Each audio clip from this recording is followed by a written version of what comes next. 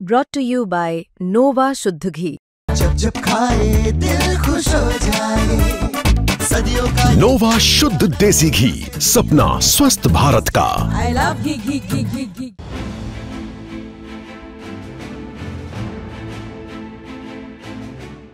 लंबे समय से डीटीसी घाटे में चल रही थी, लेकिन इस साल दिल्ली परिवहन निगम की वित्तीय स्थिति में थोड़ा सुधार आया है।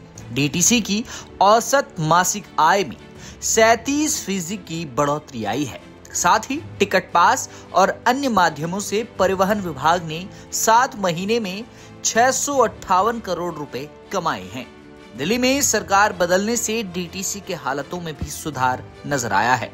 दिल्ली के परिवहन मंत्री पंकज कुमार सिंह लगातार ही परिवहन के क्षेत्र में बड़े कदम उठा रहे हैं, जिसका फायदा अब डीटीसी को हो रहा है। अगर इस साल की आय का पिछले साल से तुलना करें तो जहां पिछले वित्त वर्ष 2024-25 में औसत मासिक आय सिर्फ 68 करोड़ 54 लाख रुपए थी, वहीं इस साल वित्तीय वर्ष 2025-26 डीटीसी की औसत मासिक आय 93 करोड़ 96 लाख रुपए तक पहुंच गई है, जो कि सीधे 37% की बढ़ोतरी है। परिवहन मंत्री पंकज कुमार सिंह की माने तो मासिक आय में हुई वृद्धि से साफ है कि दिल्ली सरकार सार्वजनिक परिवहन प्रणाली को आधुनिक और मजबूत करने के साथ ही अपने संसाधनों के प्रभावी प्रबंधन के जरिए डीटीसी को रेवेन्यू सरप्लस वाला संस्थान बनाने के लिए प्रतिबद्ध है।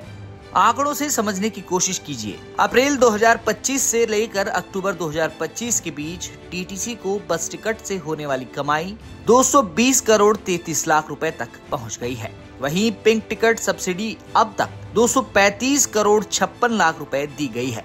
इस सत्र में स्पेशल हायर के अंतर्गत डीटीसी को होने वाली कमाई बढ़कर 63 करोड़ 40 लाख रुपए तक पहुंच गई है, जबकि बस पास की बिक्री से भी 36 करोड़ 38 लाख रुपए प्राप्त हुए हैं। वहीं इस दौरान डीटीसी के आय के जो अन्य सोर्स हैं, जो स्क्रैप की बिक्री, एफडी से ब्याज, एडवर्टीजमेंट, किराया, पेनल्टी मिलाकर कुल 102 करोड़ 4 लाख रुपए आय हासिल की गई है। डीटीसी के अगर पिछले 7 महीनों का प्रदर्शन देखें तो अप्रैल से अक्टूबर तक दिल्ली परिवहन निगम ने कुल 658 करोड़ रुपए कमाए हैं, जिससे परिवहन निगम को मजबूती मिली है। साथ ही मंत्री पंकज कुमार सिंह ने कहा है कि पब्लिक ट्रांसपोर्ट को मजबूत करने के लिए दिल्ली सरकार लगातार ही काम कर रही है।